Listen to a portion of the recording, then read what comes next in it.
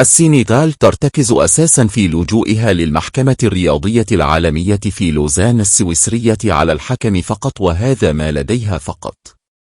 فهي تضع كل المسؤولية على الحكم على أساس أنه هو من كانت لديه السلطة والقرار، وما دام لم يوقف المباراة ويعطي الانتصار للمغرب بعد انسحاب السنغال ووافق على استكمالها للمباراة رغم أحداث الشغب المتعمدة وانتصارها، فهذا الانتصار جائز معتمد من الحكم الذي يملك مفاتيح المباراة. نعم، هذا صحيح جدا.